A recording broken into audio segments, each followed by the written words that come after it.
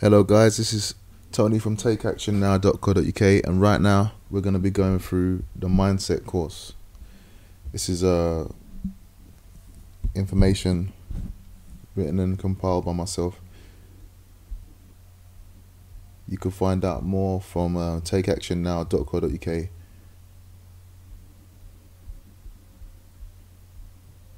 Okay, so first things first. This course is designed to basically allow you to change things in your life that you want to change and get to the point where you want to get to, and help you understand how you got to the point where you are right now. So, firstly, there are 3 levels of exposure to any place, situation, person, or substance. Those 3 levels are sensitivity, desensitization, and normalization. Sensitivity. Anything, circumstance, place, or activity you are not used to, you're going to be sensitive to it. When you are sensitive to something, you will feel uncomfortable around that thing and reject it automatically. Desensitization is the point where you're exposed to something more and more and more, and it's something that you're exposed to that you weren't used to. So you were sensitive to it before, but you get exposed more and more to that situation. And then when you are actually desensitized to something, you'll feel comfortable around that thing. You feel uncomfortable around that thing, but you will still be able to keep contact with it. E.g., you might be uncomfortable at the gym or exercising, but you still be able to train because you know you have to look good, because you want the result of whatever that thing you're doing is going to bring you. Then there's normalization. Normalization is when you repeatedly are exposed to the circumstance and you become so used to that circumstance, it becomes normal to you. Normalization is the same as addiction. Once you become normalized to any circumstance, you'll find it almost impossible to live without it.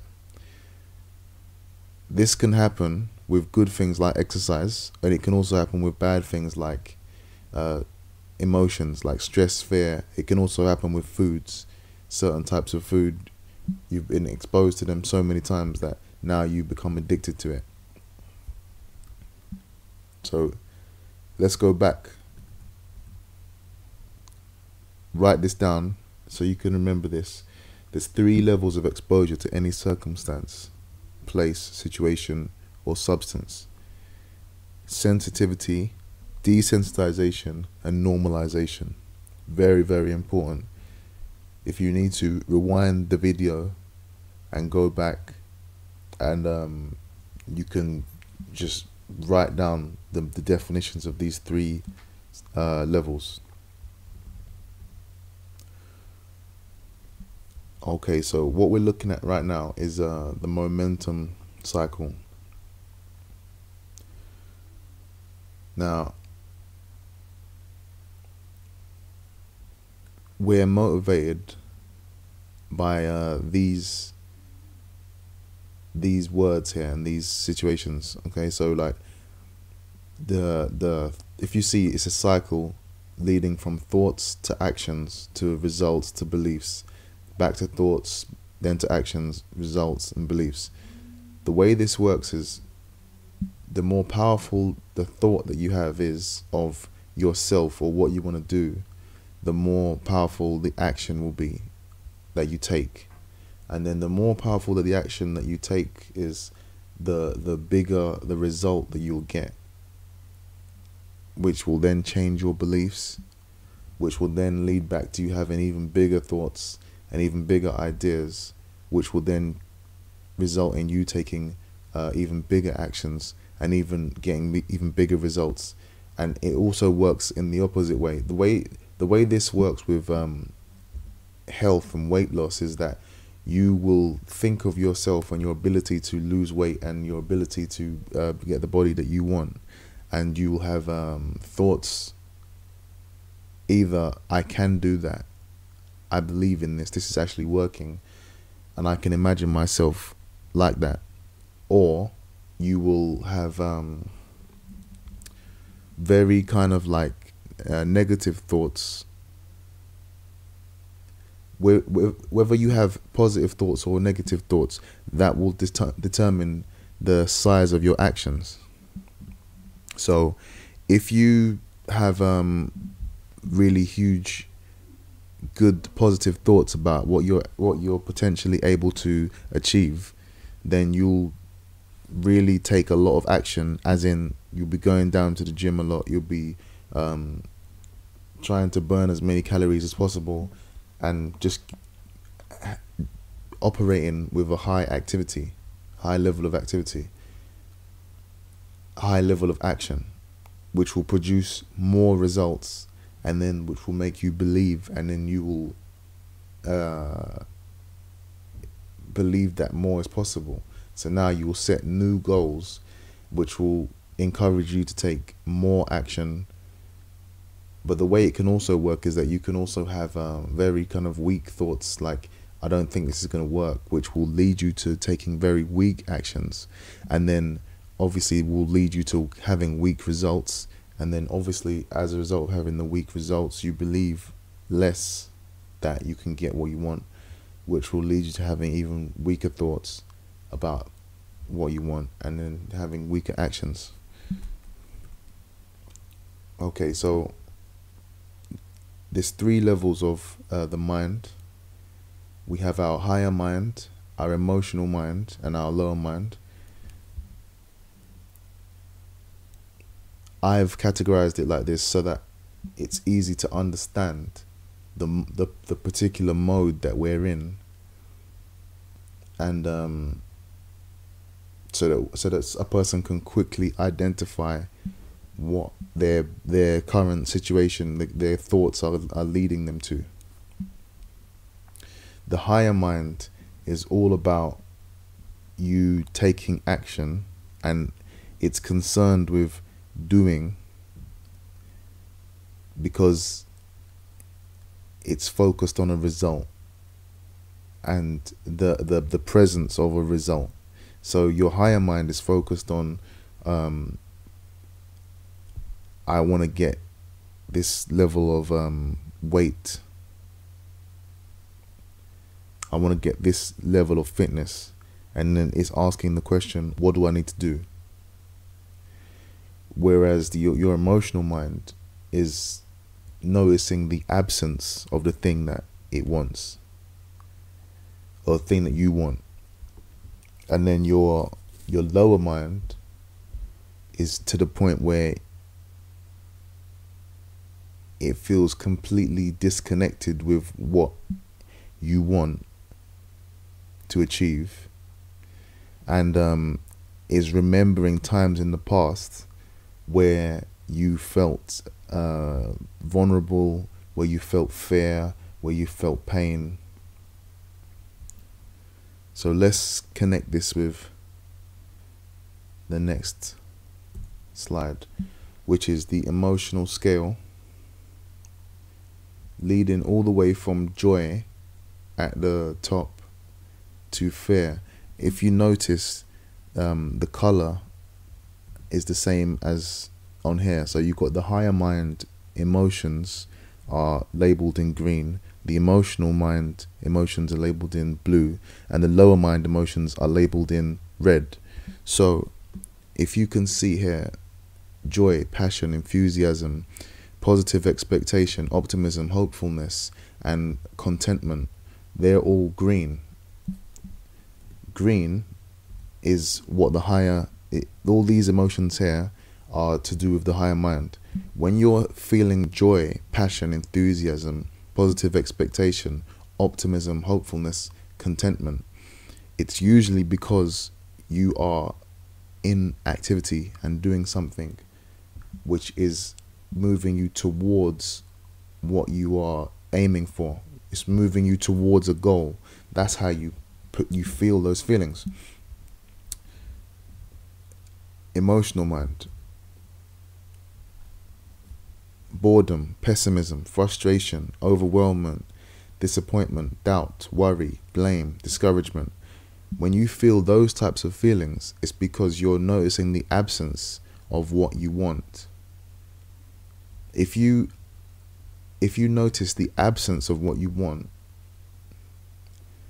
then you will go into those types of feelings. And then lower mind emotions: anger, revenge, hatred, jealousy, insecurity, guilt, fear, grief, powerlessness, despair. When you're feeling those emotions, you're remembering times in the past where you have felt like a victim, and what you're doing is you're feeling like whatever you're observing in front of you is reminding you of times in the past where you felt those kind of feelings. So another thing to understand about your higher mind, emotional mind, and lower mind, and this emotional scale, is the emotions that are in green: joy, passion, enthusiasm, positive expectation, optimism, hopefulness, and contentment. Those feelings are to do with being a participator, a player in the game. You're playing the game. The blue emotions: boredom, pessimism, frustration, overwhelmment, disappointment, doubt, worry, blame, discouragement, they're to do with being an observer. When you are observing instead of participating, those are how you're going to feel. And then when you are in your lower mind, you're actually seeing yourself as a victim. You see that what's going on around you, and you feel like it's happening to you. It's nothing to do with your creation. So you've moved all the way from being a participator, you're not even an observer now. Now you're a person who things are happening to, and there's nothing you can do about it. And that's why you would feel anger, revenge, hatred, jealousy, insecurity, guilt, fear, grief.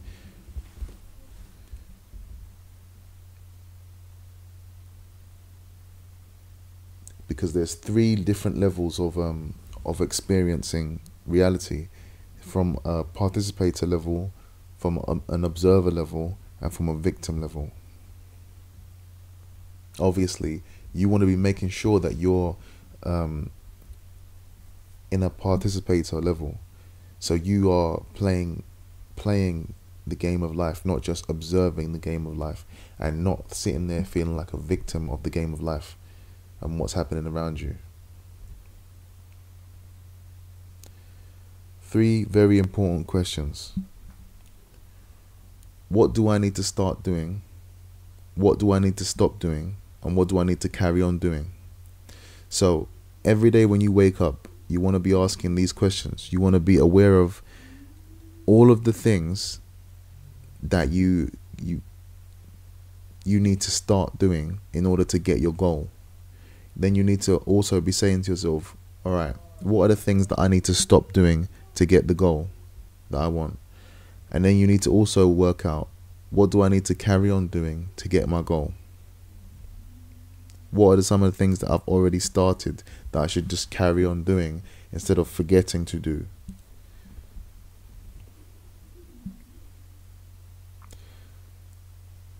So, what do I need to start doing?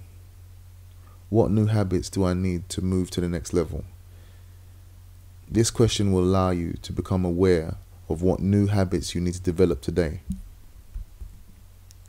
What do I need to stop doing? What old habits do I need to remove to get to the next level? This question will allow you to become aware of what old habits you need to get rid of and sacrifice today. What do I need to carry on doing? What old habits do you need to keep up doing to get to the next level? This question will allow you to become aware of habits that you have right now that you need to keep doing to move towards your goal. Okay, so there are 4 levels of understanding anything. There's unconscious incompetence, conscious incompetence, conscious competence, and unconscious competence. Unconscious incompetence is where you don't know what you don't know. You don't even know what you have to learn. Conscious incompetence is where you know what you don't know. You know what you need to learn, study, and practice. Conscious competence is where you know what to do, but you need to think about it before you do it. You know your drill and you practice it regularly. Unconscious competence is the point where you know what to do and you do it unconsciously without even thinking about it. And you've practiced so many times that you no longer need to even think. You can just do it automatically, unconsciously. So I want to go back to the beginning and just give an example of the 4 different levels of learning anything. So unconscious incompetence is the point where a young child, you tell the child to put on your shoes, and the child cannot put on the shoes. It will try, but it doesn't even know how to put on its shoes. It doesn't know how to do its laces. It sees what you just did and tries to do what you just did, but it doesn't know where to start. It doesn't even know what it doesn't know. Conscious incompetence is the point where the child understands, okay, I don't really know how to do this, and starts to ask, how do I do it? And then it's shown by somebody, okay, this is how you do it. This is how you do it. You put the left lace over the right lace, you pull it tight, you make a loop, turn the loop over the other loop, and then pull the whole thing tight. That's conscious incompetence. Conscious competence is the point where the child knows what to do and does it, but is saying in their head as they're doing it, okay, put the loop over that loop, and is making the picture of the thing in its mind so that it can, and is also asking, have I done it right? Have I done it right? And is making mistakes. This is the point at which you know what to do and how to do it, but you are still having to think about it before you do it. And then the final stage of learning is unconscious competence, where you can tie the shoe while at the same time talking to somebody in a conversation, and at the same time chewing gum. It's just like the difference between somebody getting into a car and then somebody being told drive. And at first, when you first learn, you don't know which is the clutch, which is the brake, and which is the accelerator. So you don't know. You put your foot the full way down on the accelerator and rev the car, instead of understanding that you have to put down slowly on the clutch, release the clutch gently, put down slowly on the accelerator. You don't know how much pressure to put. You don't know to check your mirrors. All these things you don't understand. And then eventually you move to the unconscious competence stage, where you're driving the car while on the phone, while eating a donut.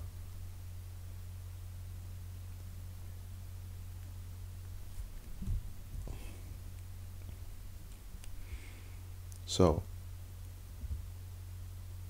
the next level of learning anything is understanding that you need to be listening to the right person. 1, you also need to be teachable, have a high willingness to change and a high willingness to learn. And then 3, you have to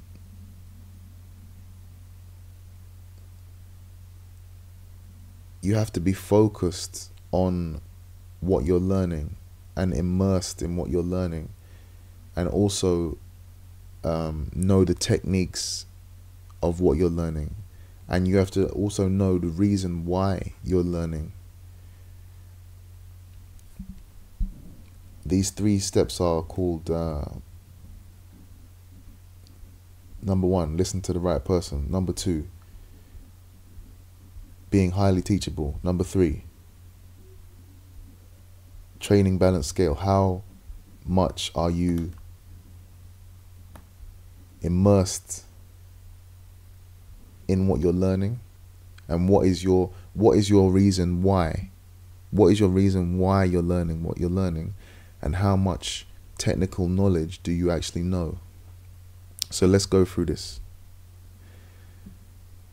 In terms of listening to the right person, not your friends, what you need to be doing is stop asking your friends for advice unless they have evidence of knowing the right answer to your question.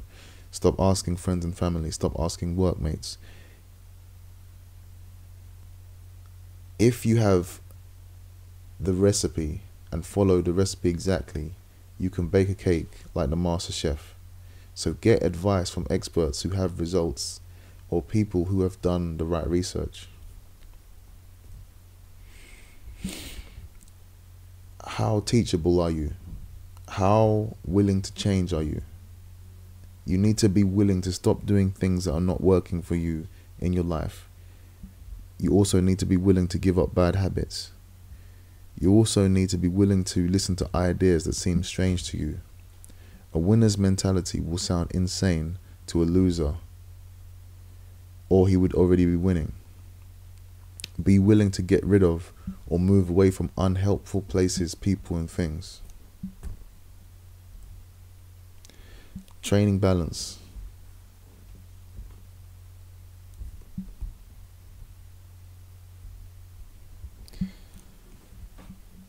Success is 90% thinking and 10% action.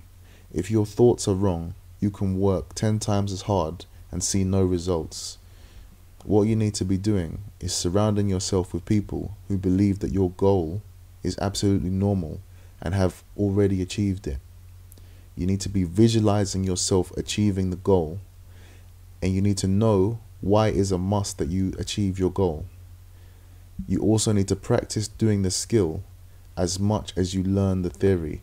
Not even as much. You need to practice doing the skill more than you're learning the theory. But most of all, you need to have a strong enough why.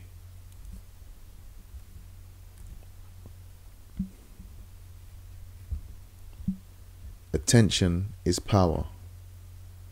What goes in your eyes and ears equals what you're paying attention to. What you pay attention to receives your power, because energy flows where attention goes. What you pay attention to equals beliefs and ideas you have. Let me repeat that again. What or who you pay attention to equals the beliefs and ideas that you have.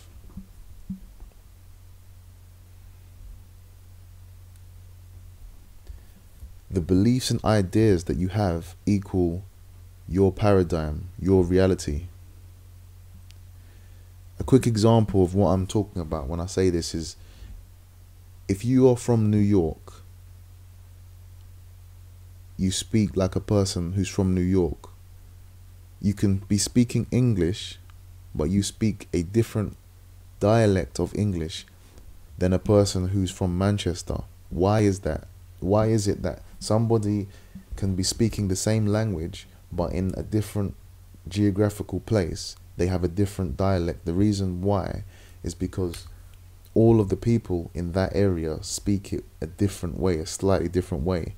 And as a result of you consistently only hearing that type of person's dialect, automatically you will speak English in the way that the people around you speak it. The same thing goes with the amount of money that you have. If you see people who are always struggling for money all the time, and you pay attention to those type of people only, then as a result, your reality will be the same with money. If you're around people who are always panicking, then as a result, your reality will be that you will always be panicking, because this is what's normal to you.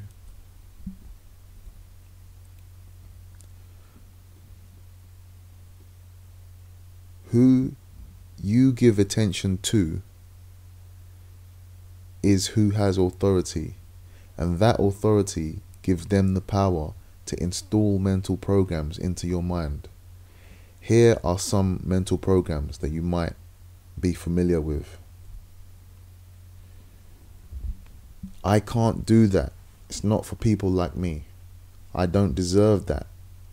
I'm too fat. I'm not good looking enough. I'm too black, too white, too Asian to be accepted in that thing. I'm not confident enough. Money is hard. Rich people are bad. Poor people are bad. Money is easy. Money is hard.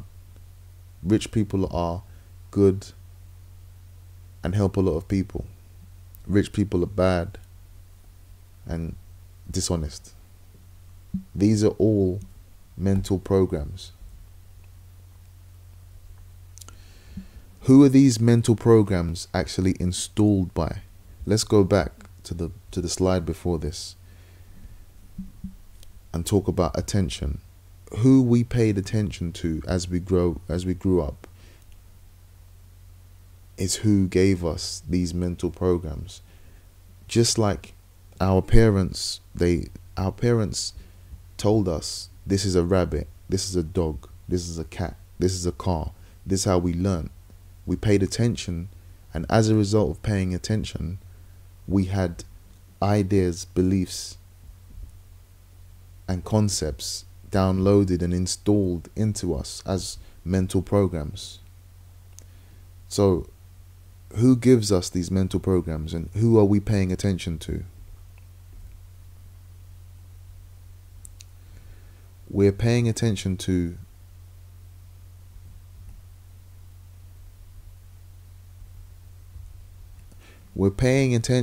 anything that repeatedly goes into our ears and eyes, which means that we're paying attention to our friends' family. We're paying attention to the people around us.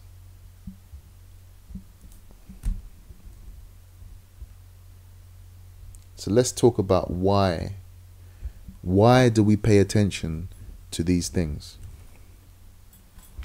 We all have human needs: food, shelter, companionship, love, sex, peace, excitement, adventure, understanding, sexual attraction, to look good, to be in the popular crowd, power, freedom, security, safety from violence, motivation, role models, to be entertained, humor, to laugh, people who educate us, and to have significance within our group.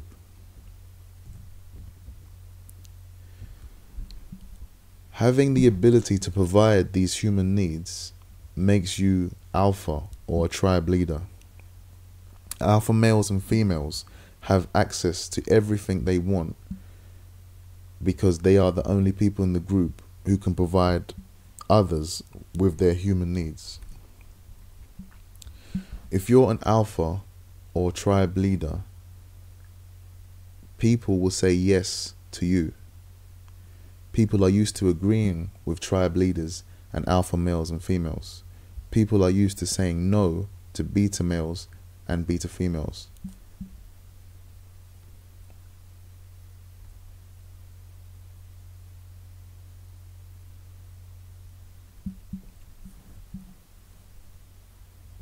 Or authority. People who provide us with our human needs or have the ability to take away our human needs automatically have authority over us and also have the ability to install mental programs. Tribes are formed by leaders providing one or more human needs and then sharing their opinions and ideas, intentions and habits with the group. The higher level of human need for the person, the more they will accept the mental programming being given by the tribe leader. This is how we have all been conditioned. So who are our tribe leaders and the people who we pay attention to? Our parents are the first tribe leaders that we encounter. Then our friends, then our teachers, our bosses, our religious leaders, celebrities, the movies that we watch, the music that we listen to. People who feel similar feelings will always come together and form a tribe.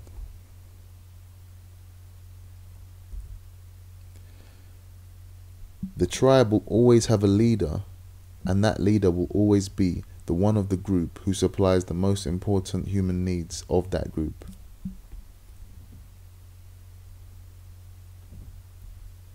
Let's go back here. Now, I want you to think about it. What you think is normal, is it not dictated by the people who you are paying attention to? And who are those people? What you consider normal is dictated to you by your parents, your friends, your teachers, your bosses, religious leaders, celebrities, movies and music. If you see a person who's rich, it's because being rich is probably normal to the people who they're paying attention to. Might not be normal to all of these groups, but if a person is rich, or let's say a person is rich, for example, let's just use that example. If a person's rich, then probably it's normal within either their parents or their friends or their teachers or their bosses. Again, let's imagine somebody is really fit. They probably watch celebrities who are really fit. They probably have friends also who are really fit. And then being fit becomes the norm. Once something becomes normal, then people become, as if we go back to the first slide that I showed, where I was talking about desensitization, normalization, and sensitivity. Once the leaders around us have defined what is normal to us, then we become desensitized and then normalized to that norm, what we've been told is normal. So if you have around you friends who are highly overweight, and you are repeatedly exposed to many people who are highly overweight, then being overweight, even if you don't think it's normal at a conscious level, at a subconscious level, being overweight becomes normal to you. And just like how if you're born in New York or you're born in Liverpool, you speak with a New York or a Liverpool dialect, if you are repeatedly exposed to people who are overweight, then you will have habits,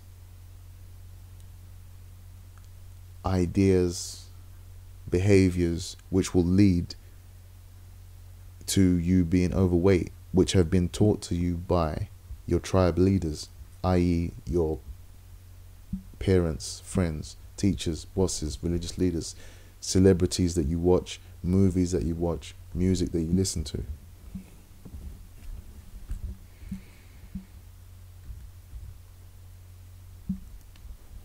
So let's talk about something called the self-image.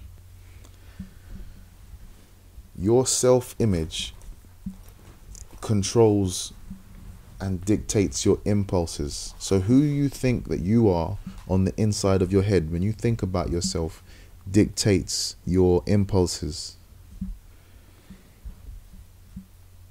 Your impulses are like, I'm hungry, I'm thirsty, I am angry, I'm upset. They're the feelings underneath your thoughts. So your impulses dictate your thoughts. So now after you feel an impulse of I am hungry, you have a thought of I want to eat. So your impulses dictate your thoughts. Your thoughts dictate your feelings. Your feelings again then influence your self-image. Your self-image influences your situation, your circumstances, the things, places, people you associate with dictate again who you perceive yourself to be, which dictates your habits, as we talked about before, from your tribal leaders. These are the people who gave you those habits and told you that it's normal to have this type of habit, or you must not have this type of habit, which then influences your actions.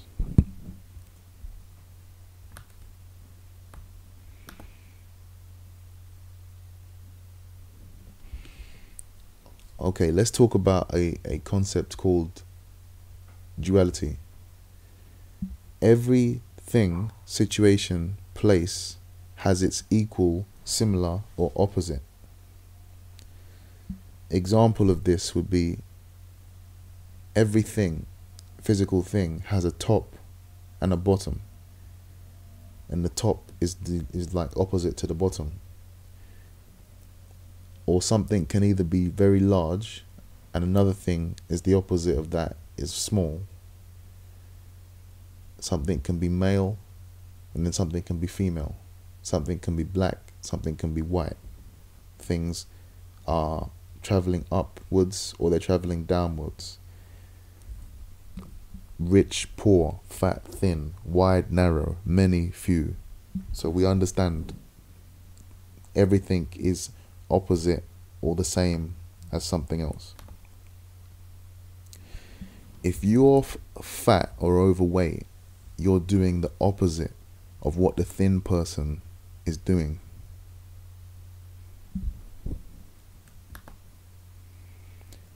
If you're rich, you're doing the opposite of what the poor person is doing.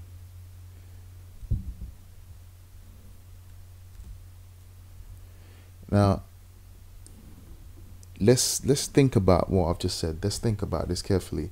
This means that sometimes you might not necessarily even need to know what to do the right thing. Sometimes you can just look at somebody who's doing the wrong thing and understand that you can just do the opposite of what they're doing to get the right result.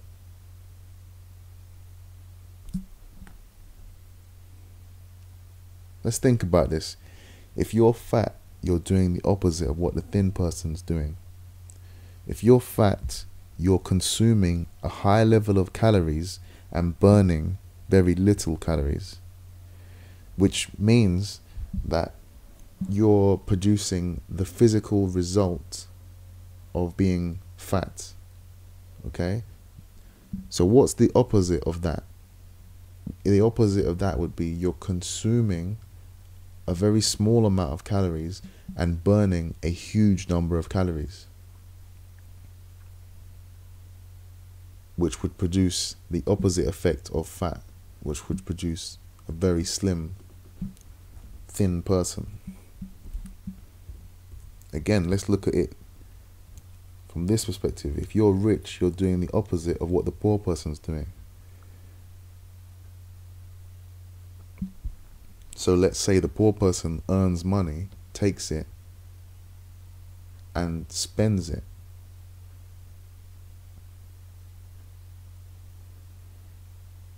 The opposite of that would be that you earn money, you take it and you don't spend it. This seems very, very, very simple. It also might mean that you earn money from one thing, you take it and then you spend it quickly. If you see, the more that you add details to the phenomena, the more that you can use this principle. Instead of just saying that the poor person takes the money and spends it, then you add a descriptive word like the poor person earns a very small amount of money, very few times in a month, and then takes that money and spends it very quickly. If you turn that backwards and you think about that in the opposite way, then the rich person would earn a lot of money very many times in 1 month and then spends that money very slowly. So again, doing the opposite of what somebody's doing will produce the opposite result. That is a very, very powerful concept. Okay, time and frequency. Frequency is the number of times something happens over a period of time. E.g., if you lift a weight 10 times in a 30-second period, your frequency is 20 lifts per minute. The higher frequency, the more times the thing happens over a period of time. The lower frequency, the less times the thing happens over a period of time. Your success is dictated by the frequency you do things in your life.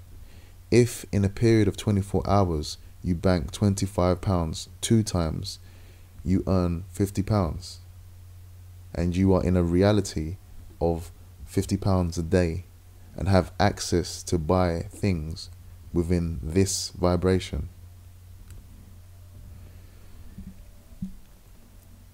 If you bank £25 20 times in a day, you are in a vibration of £500 a day and have access to a very, very different reality.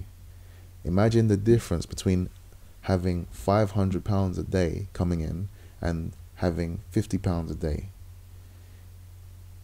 It's the same vibration, it's the same activity that the two people are doing, but one of them has a frequency which is 10 times higher than the other one, producing a very, very different reality.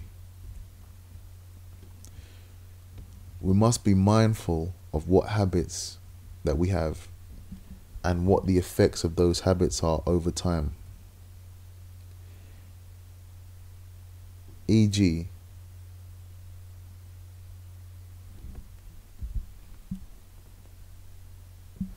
if you put on £5 per month, you'll be 4.2 stone heavier every year.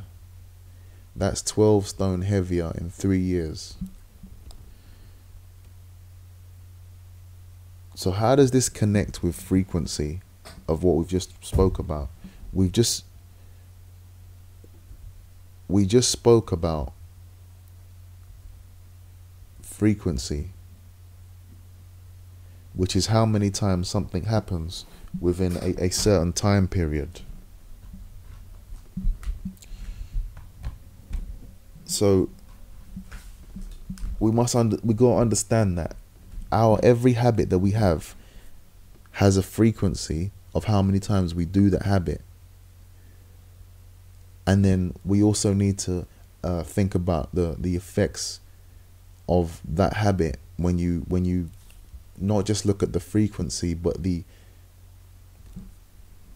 is still frequency. The more that you, the longer time that you do that habit, the more that the frequency effects of that habit start to come into play. So again, if you only put £5 on per month, you'd look at the scale, you'd hardly even notice that you put on £5. You wouldn't even know. But a year later, you'd be 4 stone heavier.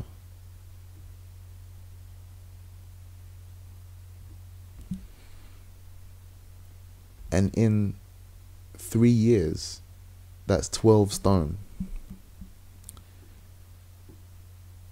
What this is called is the compounded effect, the compound effect of a situation or a circumstance or a repeated activity.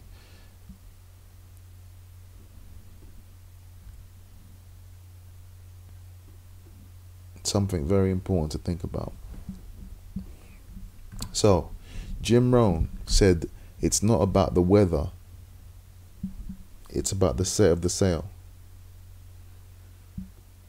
You must make sure that your behavior, habits, actions create the results you want over time.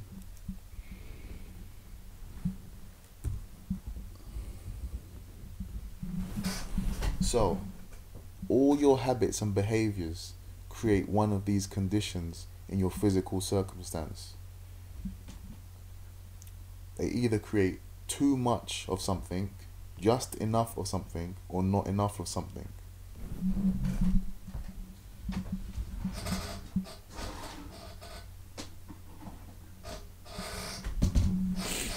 You want to make sure that you're creating one of these conditions, the most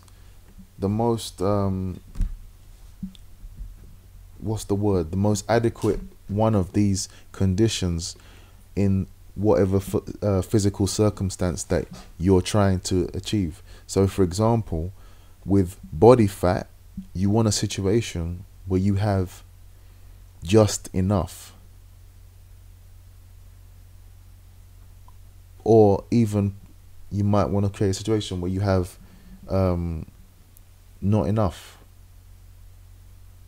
If you really want to slim, for example, with body weight, you want to create a situation where you have just enough fat, right? But to create a situation where you have just enough fat, you have to have a situation where you have not enough calories, or, for example,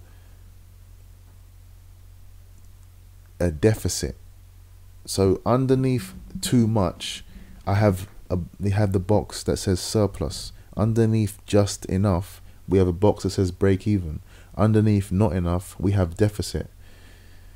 This is extremely important to understand these concepts. These concepts are basic, very, very basic concepts, but these concepts allow you to create the lifestyle that you particularly want to live. Because if you can run around doing an activity, it doesn't matter the activity that you do. If you don't have these principles behind the activity, you'll end up in just a circle. You'll end up in a mess. You'll end up going in a circle, and these particular principles allow you to work out where you are, where you've been, and where you want to be. So, in terms of money, you want a situation where you have too much. You don't want a situation where you have just enough, do you? And you don't want a situation where you have not enough. In terms of calories every day, you want to be eating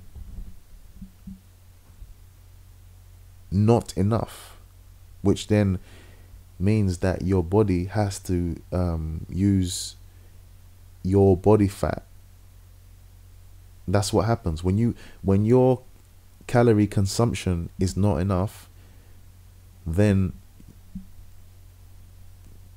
when your calorie consumption is not enough to compensate the amount of activity that you've been doing, that's when weight loss occurs.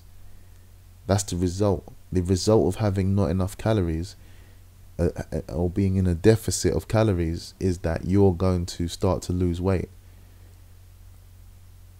If you have a break even of calories, or just enough calories, then your weight will stay exactly the same. And if you have a surplus of calories, too much calories, then obviously you are going to put on weight.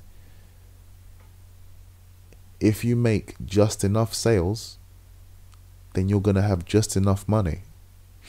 If you make not enough sales, then you're going to be in a deficit of money. If you earn just enough money, you're going to not have enough money, or you're going to have just enough and not any more. Very important. Everything that you do, every habit that you have, produces a result and produces one of these conditions in an area in your life. If you procrastinate and spend too much time playing computer games, then you're going to have a deficit of something. You're going to have a surplus of something, and you're also going to have a break even. You're producing a result like this. You're producing all three of these results in one area of your life for every habit that you have. If you exercise every single day, then you're producing too much of something, just enough of something, and not enough of something. For example, if you exercise a lot, you're probably producing too much energy consumption, which will result in weight loss. Again,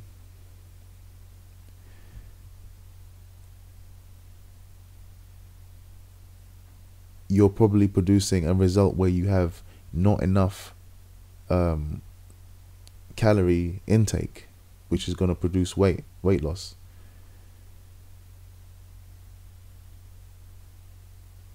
So like I said, every habit that you are doing is producing, it might not be producing a break even, but it's definitely producing a deficit or a surplus, and maybe both in one area of your life.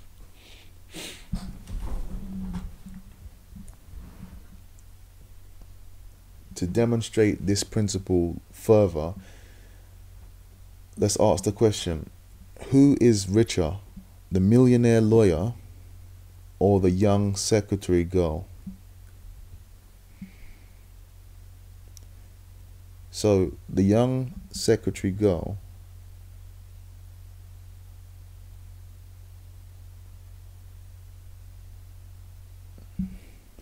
she earns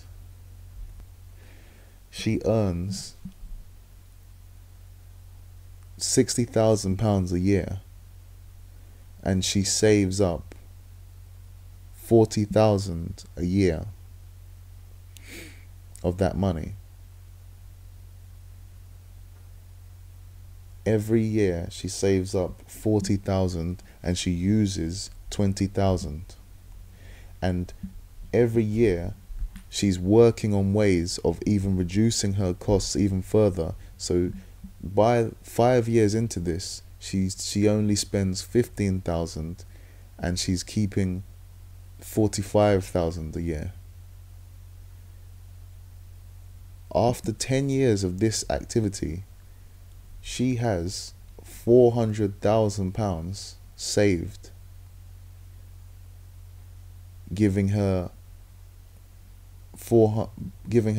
a savings in the bank of 400,000, a good credit rating, and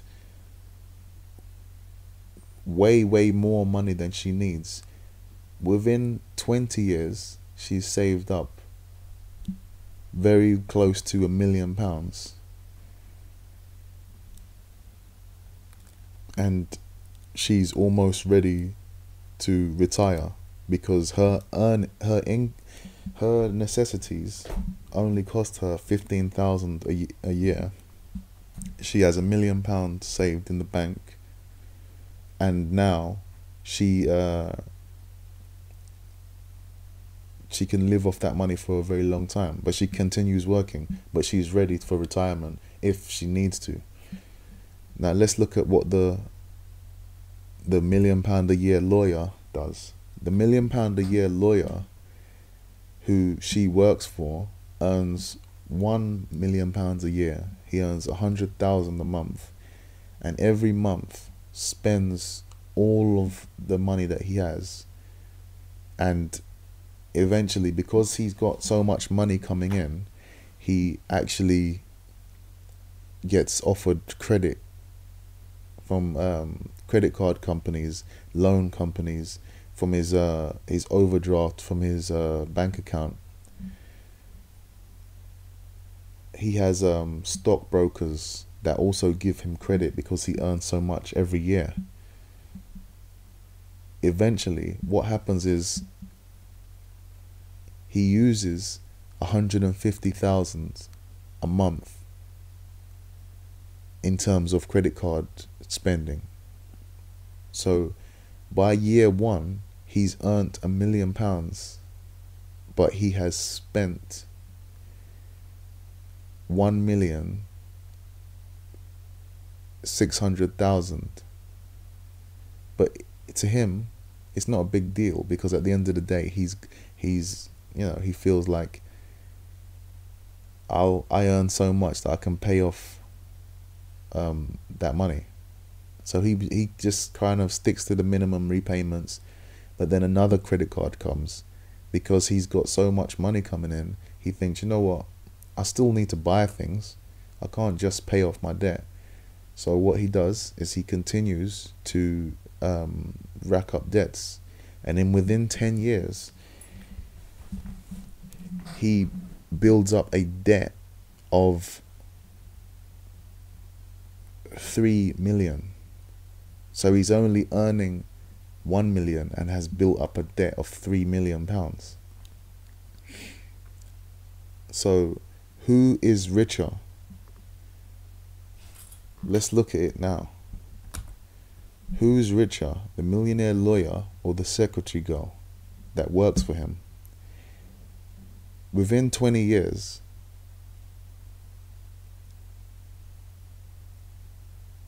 the lawyer now owes 10 million. 10 million. So the lawyer is worth minus 10 million, and his secretary has 1 million positive money saved in the bank. No negative, positive, 1 million cash saved up, whereas he owes 10 million. She is 10 times richer than him. So let's look at this again. What dictates how rich you are? It's not how much money you have coming in. It's whether your money is in a break-even, surplus or deficit position.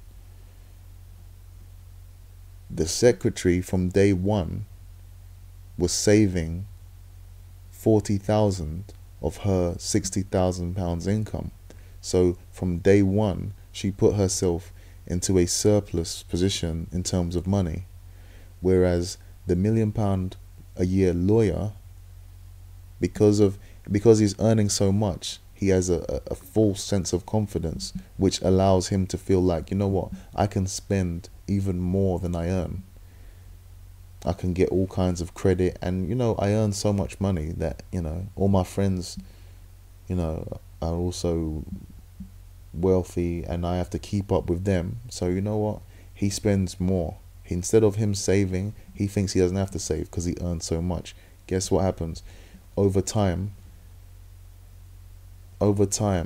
the basics always tell the story of what's going to happen. If either you're in a deficit position or you're in a surplus position, and over time, this is how you set your sail. So you need to make sure, as Jim Rohn said, it's not the weather, it's not the economy, it's not all of the things that happen. It's how have you set your sail? Have you set your sail so that you are in a surplus position? This works in terms of health as well.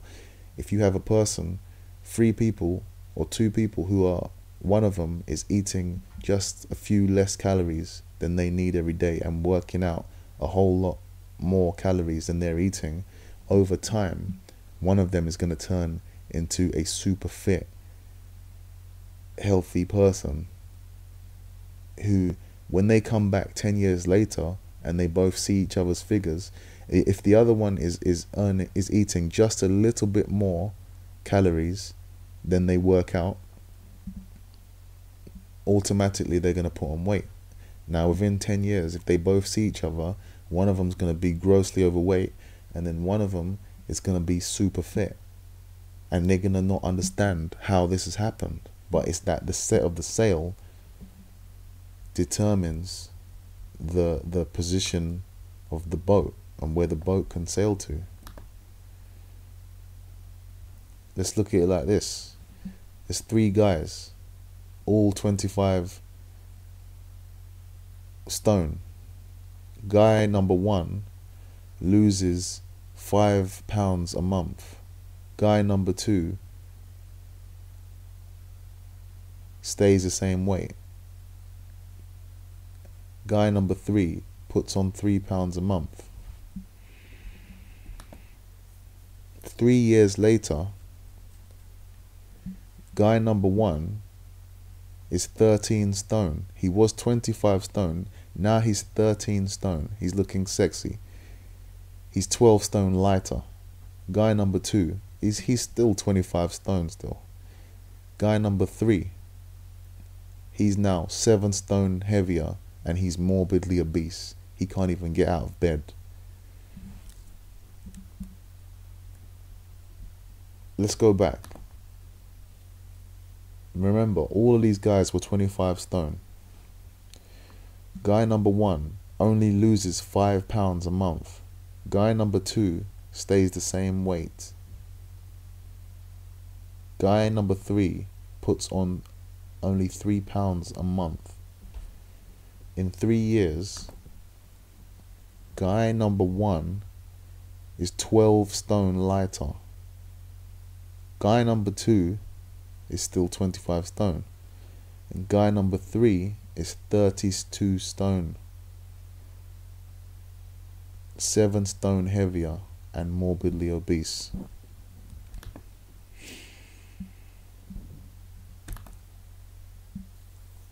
This is the physical effects of surplus, deficit, and break even.